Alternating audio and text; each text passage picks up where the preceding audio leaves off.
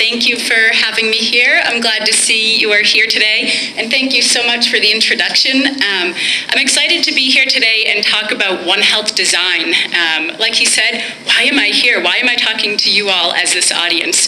My name is Jessi Flynn, as he said. I'm a landscape architect with Mass Design, and design shapes our world. It shapes this room that we're in today, the landscape that we walked through to get here, and decisions were made about that. Decisions were made to do land planning, to use materials, and we can shape that, and we can make decisions in the future about how to make choices that benefit animals, the environment, and public or sustainable development.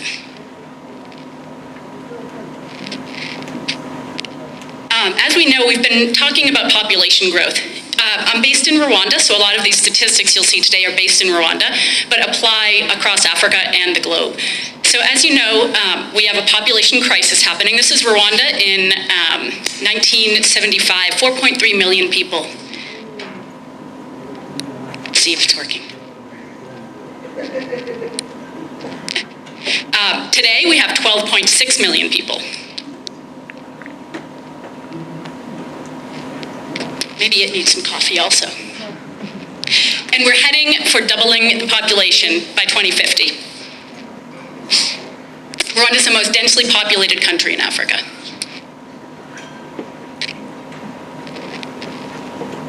What this leads to is land crisis. We're looking at 1990 here. Everything in green was forest, everything in white was farmland. Now we have everything in white and very small amounts of forest. That also leads to related effects. So in 1930, 1960, these are malaria rates. But what happens when the ecology breaks down is that mosquitoes can populate and malaria rates increase. These are today's malaria rates. The ecology is tied to our public health. And obviously, with scarce resources, that affects the SDGs. That affects how much we're able to accomplish. So if resources are scarce, if we're competing for land and we're competing for water, then we have livelihood loss, we have crop loss, poor nutrition, often a lack of school fees. If communities lose their livelihoods, girls stay home instead of going to school. Sediments and pollutants are in our rivers. A lot of people talked about these things yesterday, so I don't need to go through each of the SDGs. But I would like to point out number 16, peace and justice. If we are in conflict and we're competing for resources, and those resources run out, that is the basis for instability. And so what we want to do is make sure that people are safe and secure in their everyday livelihoods. So the moral of the story is we're not making land anymore. And so with the amount of land that we do have, we need to make sure that we're using it effectively. And we need to make it more productive, because as the population doubles, that same amount of land needs to support twice as many people. So One Health design is a strategy that produces diverse, healthy, and productive habitats for human, animal, and ecological growth.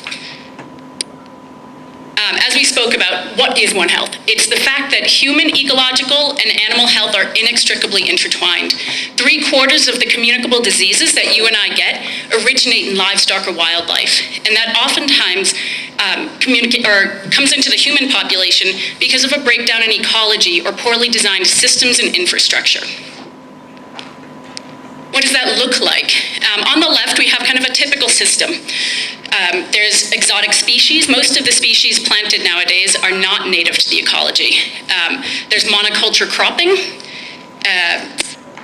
concrete infrastructure, and but the way that we orient buildings, we put them according to the street or something like that.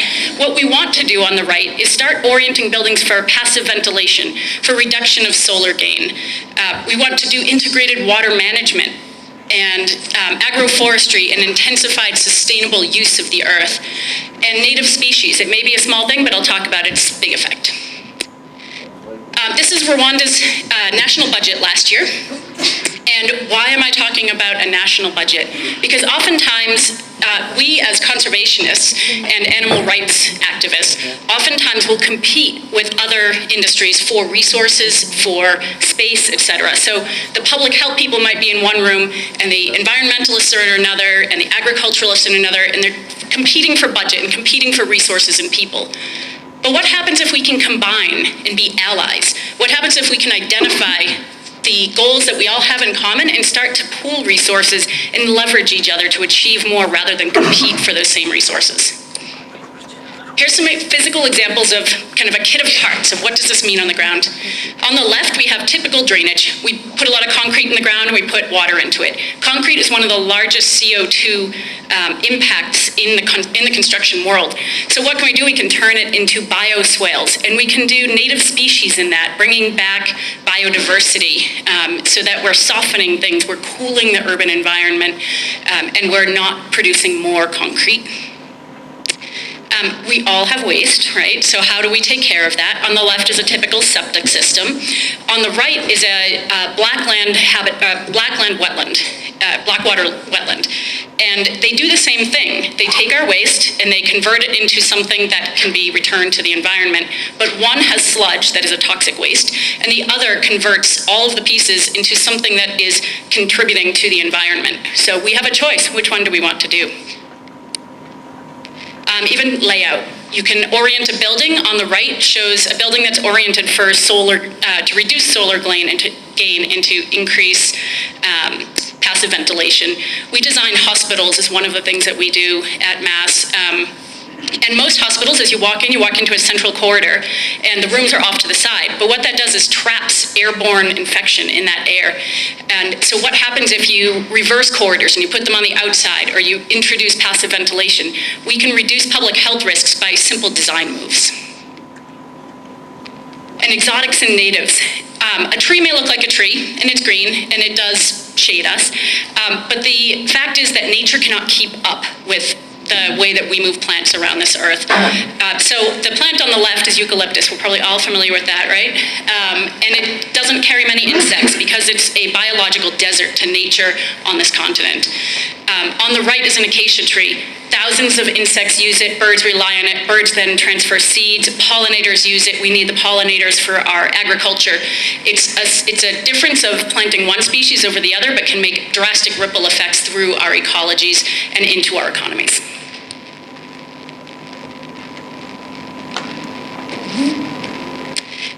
And the walls that are around us. We have choices also. Concrete block walls are very common, but again, the CO2 emissions from that is very high. So we can make earthen walls, concrete earth block walls. And our roofing. Steel sheeting has immense effects in the environment from its production and then transport long distances. Most steel comes from China, South Africa, etc. And so you're also producing jobs that aren't local. So how can we, on the right, transfer to something like clay tiles that are fired by agricultural waste, something that's a resource we all have, the soil, we can also use for construction materials.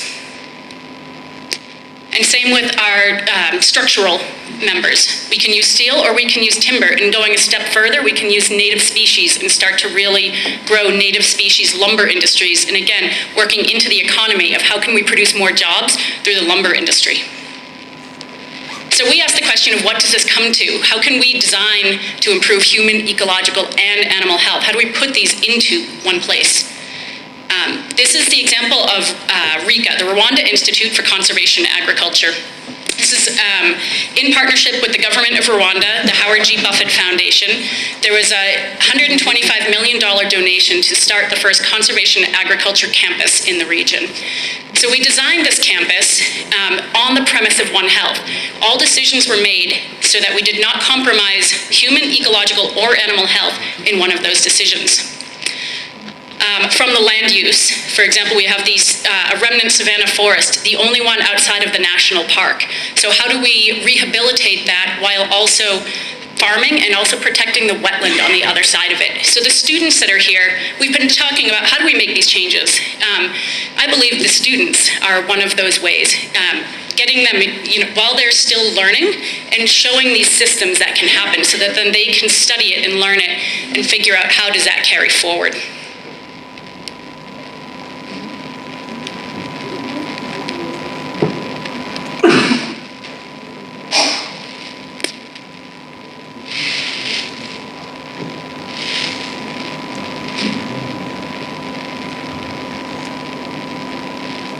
And we've been talking about animal welfare. So this campus also has livestock. And one of the things that we're really looking at is biosecurity, the animal's treatment, all the way from raw to processed is whether it's a plant or an animal, the campus is really organized around teaching people the entire value add system. So students will learn how to do artificial insemination all the way through making ice cream or turning it into charcuterie. And so that it's understood what the full impacts on the system are by studying it from beginning to end. And this campus is also open to the public, and so being able to come in and see how does this system work and be able to get extension services and have these students go out into the community to teach these systems. And the infrastructure of the campus is designed the same way. It's all integrated water management, where solar and off-grid. We did water balances to make sure that the water that falls in this area, which is it's a semi-arid environment, goes through horrible droughts. So we're looking to make sure that we stay within our water balance while promoting year-round agriculture. And that brings us to Redemption Hospital in Liberia. One of the typical things that happens in construction is if a wetland, especially a degraded wetland, is somewhere near construction, we fill it in and we build on it. But what we want to do is change that premise. And so by rehabilitating this wetland, by using design moves to make sure that it's a rehabilitated wetland that actually keeps a healthy ecology, what we're doing is reducing mosquito populations. This is a World Bank project, and when we brought the issue to their desk to say, if we fill this wetland, we're just degrading the current ecology, and malaria rates in the area will increase because of degraded ecology. Do we want to instead meet other goals you have and reduce malaria by increasing healthy ecologies? And so what we're trying to do is change the industry premise of, if you have a wetland nearby, can you actually rehabilitate it instead of fill it and make it something that works for both ecology and public health? And the next thing is the Degeneres campus of the Dian Fossey Gorilla Fund. So we've been talking a lot about livestock, but there's also wildlife and its need for our care. The Dian Fossey Gorilla Fund is the gorillas themselves are far away. They're in the mountains. They're inaccessible to most people. And so what the fund is doing is bringing the education to people. We're creating a campus near the volcanoes in which people can come and learn about gorillas and their ecology and the relationship between people and nature. There's studies about biodiversity. It's about reforestation, reuse of water. We're doing a black water treatment wetland here. So it's really about giving people a chance to interact with these systems when maybe the actual system is far out of reach for many of us. And building back biodiversity, this is, my role as a landscape architect is how do we get there? On the right of this slide is an apex ecosystem, something that we all want, something that was there to begin with and has been degraded. We can't necessarily just put that back today, but what we can do is on the left, there's plants that we can begin with, because the animals on the right rely on an ecosystem. They rely back to another animal that relies on another plant, that relies on another plant. So what can we do? We can start on the left. So there's ways that we can make moves today to improve human, ecological, and animal health. So what do I want for you to take away today?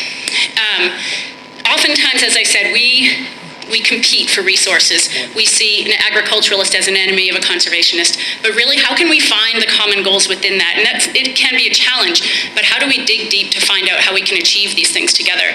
And as Josh said yesterday, what do they care for the most? Figure out what your nemesis cares for the most, and try to figure out what do you have in common, so how can you combine resources and work together? Define your collaboration possibilities and design and implement. There's my contact information. Be happy to help anyone, and thank you all for your attention today.